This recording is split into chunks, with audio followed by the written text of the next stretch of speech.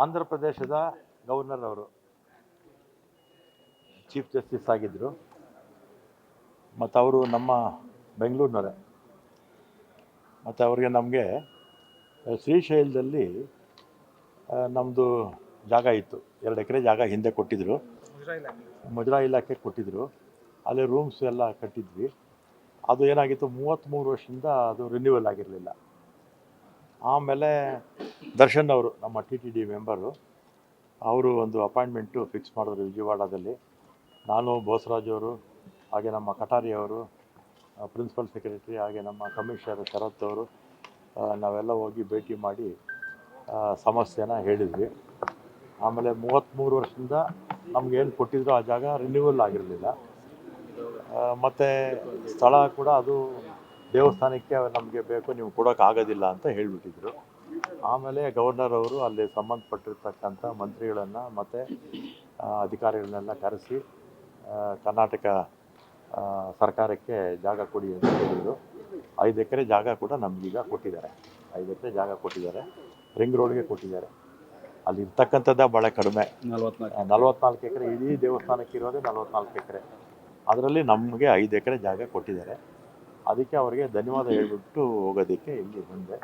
ನಮ್ಮ ದರ್ಶನ್ ಅವರು ಕೂಡ ಭಾಳ ಆಸಕ್ತಿ ವಹಿಸಿ, ನಮ್ಮ ಕರ್ನಾಟಕದವರೇ, ಅವರು TTD ಮೆಂಬರ್ ಆಗಿದ್ದರು, ಅವರು ಆಸಕ್ತಿ ವಹಿಸಿ ಎಲ್ಲ ಮಾಡಿಕೊಟ್ಟಿದ್ದಾರೆ. ಅಲ್ಲಿ ರೂಮ್ಸು, ಯಾಕಂದರೆ ಆ ಭಾಗದಲ್ಲಿ ಉತ್ತರ ಕರ್ನಾಟಕ, ಅದರಲ್ಲೂ ಬಾಂಬೆ ಕರ್ನಾಟಕ ಇದೆ, ಹೈದರಾಬಾದ್ ಕರ್ನಾಟಕ ಇದ್ದಾರಲ್ಲ, ಹೈದರಾಬಾದ್ ಕರ್ನಾಟಕದವರು ಅಲ್ಲಿ ವಿಪರೀತ ಜನ ಹೋಗ್ತಾರೆ, ನಡ್ಕೊಂಡು ಹೋಗ್ತಾರೆ. ಅವರಿಗೆಲ್ಲ ಉಳ್ಕೊಳ್ಳೋಕ್ಕೆಲ್ಲ ಗೆಸ್ಟ್ ಹೌಸ್ ಎಲ್ಲ ಬೇಕಾಗುತ್ತೆ. ಈಗ ಇರ್ತಕ್ಕಂಥದ್ದು ಚೆನ್ನಾಗಿಲ್ಲ, ಏನೇನೂ ಚೆನ್ನಾಗಿಲ್ಲ. ಅದನ್ನೆಲ್ಲ ಅದು ಅವ್ರಿಗೆ ನಮ್ಮದೆಲ್ಲ ಜಾಗ. ಈಗಾಗಲೇ 33 ವರ್ಷ ಲೀಸು ಮುಗಿದೋಗಿತ್ತದು. ಈ ಹೊಸ ಜಾಗದಲ್ಲಿ ನಮ್ಮ ತಿರುಪ್ತಿನಲ್ಲಿ ನಾವು ಇದೆಯಲ್ಲ ರೂಮ್ಸು, ನೋಡ್ಕೊಂಡು ಅವಶ್ಯಕತೆ, ತಿರುಪ್ತಿಲಿ ಕಟ್ಟಿದಷ್ಟೇ ಕಟ್ತೀವಿ ಅಂತ ಹೇಳೋಕ್ಕಾಗಲ್ಲ. ನೋಡಿ ಒಂದು, ಯಾಕೆಂದರೆ ಮದುವೆಗಳು ಬೇಕಾದಷ್ಟು ಜನ ಅಲ್ಲಿ ಮಾಡ್ಕೊಳ್ತಾರೆ ನಮ್ಮ ಈ ಭಾಗದಿಂದ ಹೋಗುವಂಥವ್ರು. ಅವ್ರಿಗೂ ಕೂಡ ಒಂದು ಕಮ್ಯುನಿಟಿ ಹಾಲು ಮತ್ತು ರೂಮ್ಸು ಅದೆಲ್ಲ ಕೂಡ ಮಾಡೋದು ಪ್ಲ್ಯಾನ್ ಇದೆ. ನಾವು ಫಸ್ಟ್ ಒಂದು ಅಗ್ರಿಮೆಂಟ್ ಮಾಡ್ಕೊಂಬರಬೇಕು. ನಮ್ಮ ಕಮಿಷನರ್ ಹೋಗಿ ಲೀಸ್ನ ನಾವು ನಮ್ಮ ಸರ್ಕಾರದ ಹೆಸರಿಗೆ, ಮುಜರಾಯಿ ಇಲಾಖೆ ಹೆಸರಿಗೆ ಮಾಡ್ಕೊಳ್ತೀವಿ. ಆಮೇಲೆ ಉಳಿದಾಗೆ ಕ್ಯಾಬಿನೆಟ್ಗೆ ಕಳಿಸಿ ನಾನು ಅನುಮೋದನೆ ತಗೊಳ್ತೀನಿ. ಸರ್, ಈಗ 15% ಚಿನ್ನದ ಮೇಲೆ ಇಂಪೋರ್ಟ್ ಡ್ಯೂಟಿ ಹೆಚ್ಚು ಮಾಡಿದ್ದಾರೆ. ಈಗ ಪೆಟ್ರೋಲ್ ಡೀಸೆಲ್ ಬೆಲೆ ಕೂಡ ವಿಪರೀತ ಜಾಸ್ತಿ ಹೋಗುತ್ತೆ ಅನ್ನೋಂಥ ಚರ್ಚೆಗಳಿದ್ದಾವೆ. ಈಗ ನಿಮಗೆ ಅಂದರೆ ಸರ್ಕಾರಕ್ಕೆ, ಸಾರಿಗೆ ಇಲಾಖೆಗೆ ಎಷ್ಟು ಹೊರೆ ಆಗ್ತದೆ, ಇದು ಹೆಂಗೆ ಮ್ಯಾನೇಜ್ ಮಾಡ್ತೀರಿ?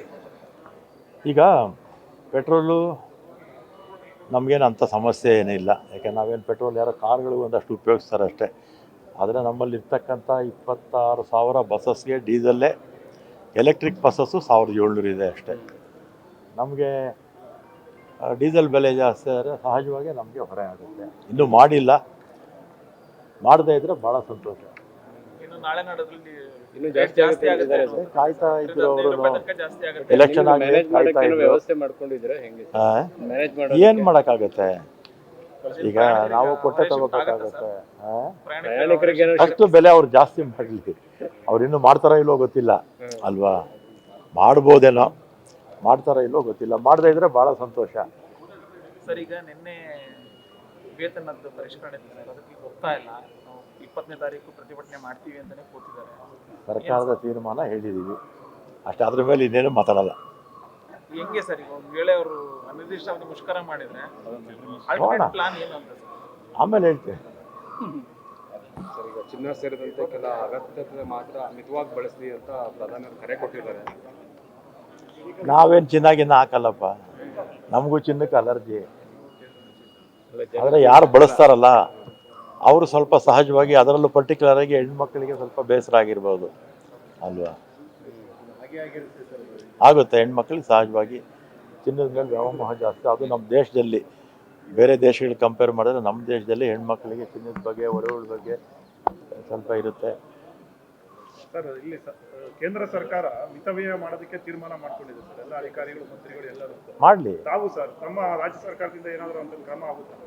ಅದನ್ನು ಮುಖ್ಯಮಂತ್ರಿಗಳು ತೀರ್ಮಾನ ಮಾಡ್ತಾರೆ. ಮಿತವ್ಯಯ ಇವತ್ತೇ ಅಲ್ಲ, ಏನು ಯುದ್ಧ ಇದೆ ಅಂತ ಮಿತವ್ಯಯ ಮಾಡೋದು ಬೇಡ. ನಾವು ಯಾವಾಗಲೂ ಕೂಡ 365 ದಿನವೂ ಕೂಡ ಮಿತವ್ಯಯ ಮಾಡಲೇಬೇಕು. ಸರ್ಕಾರದ ಹಣ ಮಿತವ್ಯಯ ಮಾಡಿದ್ರೆ ಉಳಿತಾಯ ಆಗುತ್ತೆ. ಅದನ್ನು ನಾವು ಡೆವಲಪ್ಮೆಂಟ್ಗೆ ಉಪಯೋಗಿಸ್ಬೋದು. ದುಂದುವೆಚ್ಚ ಯಾವತ್ತೂ ಮಾಡೋಕ್ಕೆ ಹೋಗ್ಬಾರ್ದು. ನಾನಂತೂ ಮೊದಲಿಂದಲೂ ಅಷ್ಟೇ, ಇವನ್ ನನ್ನ ದುಡ್ಡಿದ್ರೂ ಕೂಡ ದುಂದುವೆಚ್ಚ ಮಾಡೋಕ್ಕೆ ಹೋಗಲ್ಲ. ಸರ್ಕಾರದ ದುಡ್ಡಂತೂ ನಾನು ದುಂದುವೆಚ್ಚ ಮಾಡಿಸೋಕ್ಕೆ ಹೋಗೋದಿಲ್ಲ. ಸರ್ ಆಮೇಲೆ GBA ಎಲೆಕ್ಷನ್ಗೆ ಸರ್ ಕಾಲಾವಕಾಶ ಕೋರಿ ಈಗ ನಿಮ್ಮ ಸರ್ ಈಗ ಸುಪ್ರೀಂ ಸುಪ್ರೀಂ ಕೋರ್ಟ್ ಕೋರ್ಟ್ಗೆ ಅರ್ಜಿ ಹಾಕಿದ್ದಾರೆ. ಒಳಗಡೆ ಮಾಡಬೇಕು ಜೂನ್ 30ಕ್ಕೆ ಮುಂಚೆ ಬಟ್ ಈಗ ಚುನಾವಣೆ ಮಾಡಬೇಕಾಗಿತ್ತು ಅಂತೇಳಿ ಸುಪ್ರೀಂ ಕೋರ್ಟು ಮತ್ತೆ ಯಾವುದೇ ಕಾರಣಕ್ಕೆ ಎಕ್ಸ್ಟೆನ್ಷನ್ ಕೊಡೋದಿಲ್ಲ ಅಂತ ಹೇಳಿದರು. ಈಗ ಅಬ್ಜೆಕ್ಷನ್ ಹೋಗಿದೆ Objection ಕಡೆಯಿಂದನೇ ಹೋಗಿದೆ ಅಂತ. ನೀವು ಅದನ್ನು DK ಶಿವಕುಮಾರ್ ಅವ್ರನ್ನ ಕೇಳಬೇಕು. ಅವರು ಸಂಬಂಧಪಟ್ಟಂಥ ಮಂತ್ರಿಗಳು. ಈಗ ನಿಮ್ಮ ನೀವು ಮನಸ್ಸಲ್ಲಿ ಬೆಂಗಳೂರಿನ ಏನು ಪ್ರಭಾವಿ ಆಗ್ಬಾರ್ದು ಅಂತ. ನನ್ನ ಸಚಿವರಾಗಿದ್ರಿ. ಮಂತಲ್ಲಿ ಕಾಲಕ್ಕೆ ಚುನಾವಣೆ ಆಗಬೇಕು.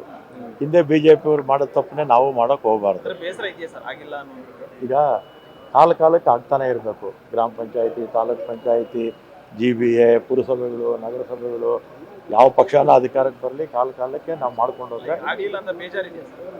ಸಹಜವಾಗಿ ಈಗ ಏನಾಗುತ್ತೆ, ನನಗೆ ಬೇಜಾರು ಆಗದೆ ಇರ್ಬೋದು, ಆದರೆ ಯಾರು ಆಕಾಂಕ್ಷಿಗಳಿದಾರಲ್ಲ ಅವ್ರಿಗೆ ಬೇಸರ ಆಗುತ್ತೆ. ಆಮೇಲೆ ಕಾರ್ಪೊರೇಟರ್ ಕೆಲಸ ಎಲ್ಲ ನಾವೇ ಮಾಡ್ತಾ ಇದ್ದೀವಲ್ಲ, ನಮಗೂ ಒತ್ತಡ ಜಾಸ್ತಿ ಆಗುತ್ತೆ. ಅಲ್ಲ ಯಾಕೆ ಹಿಂದೇಟ್ ಆಗ್ತಾ ಇದ್ರಿ ಸರ್ ಚುನಾವಣೆ ಮಾಡಕ್ಕೆ? ಏನು ಪೂರಕ ವಾತಾವರಣ ಇಲ್ವಾ ಕಾಂಗ್ರೆಸ್ಗೆ? ಇಲ್ಲ, ವಾತಾವರಣ ಜನ ಬೆಂಗಳೂರಿಗೆ ಕಾಂಗ್ರೆಸ್ ಪಕ್ಷ 1947ರಿಂದಲೂ ಕೂಡ ಇದುವರೆಗೂ ಕೊಟ್ಟಿರ್ತಕ್ಕಂಥ ಕುಡಿಯೋ ನೀರಿರ್ಬೋದು, ಅಥವಾ ಸ್ಟಾರ್ ವಾಟರ್ ಏನಿರ್ಬೋದು, ಸ್ಯಾನಿಟ್ರಿ ಇರ್ಬೋದು, ಮೂಲಭೂತ ಸೌಕರ್ಯಗಳಿರ್ಬೋದು, ಅಥವಾ ಇಂಟರ್ನ್ಯಾಷನಲ್ ಏರ್ಪೋರ್ಟ್ ಇರ್ಬೋದು, ಮೆಟ್ರೋ ಇರ್ಬೋದು, ಆಗಿರ್ತಕ್ಕಂಥ ಕೆಲಸಗಳಲ್ಲಿ 100ಕ್ಕೆ 90 ಭಾಗ ನಮ್ಮ ಕಾಂಗ್ರೆಸ್ ಸರ್ಕಾರದ ಅವಧಿನಲ್ಲಿ ಆಗಿರ್ತಕ್ಕಂಥದ್ದು.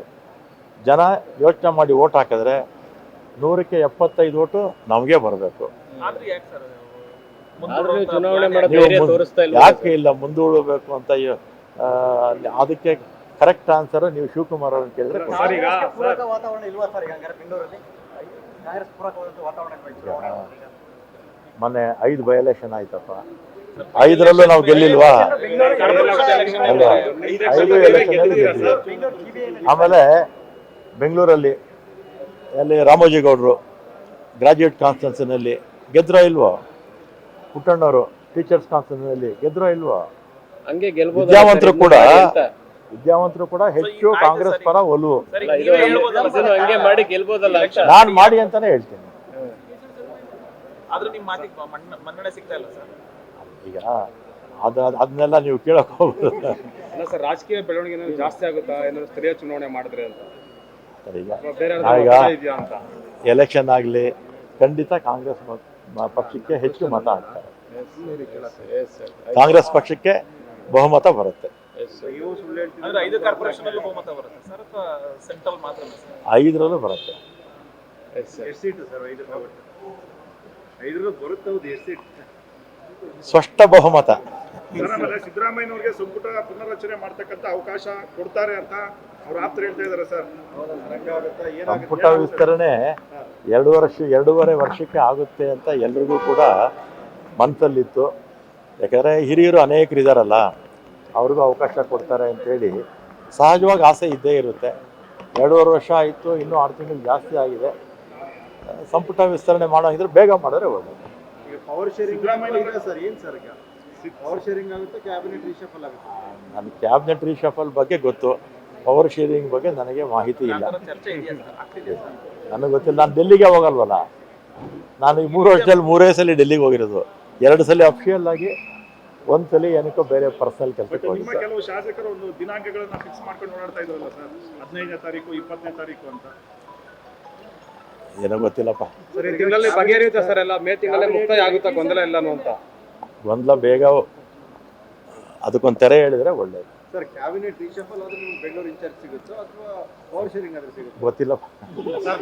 ನೀವು ಸಣ್ಣ ಆಗ್ಬೇಕಲ್ವಾ? ಅದು ಒಂದು ಉತ್ತಮ ಆಹಾರದಿಂದ ಸಣ್ಣ ಆಗ್ಬೇಕಲ್ವಾ? ಪ್ರತಿದಿನ ನಮ್ಮ ಜೀನಿ ಸ್ಲಿಮ್ ನ ಯೂಸ್ ಮಾಡಿ ಯಾವುದೇ ಸೈಡ್ ಎಫೆಕ್ಟ್ ಇಲ್ದಂಗೆ ನೀವು ಸಣ್ಣ ಆಗ್ತೀರಾ.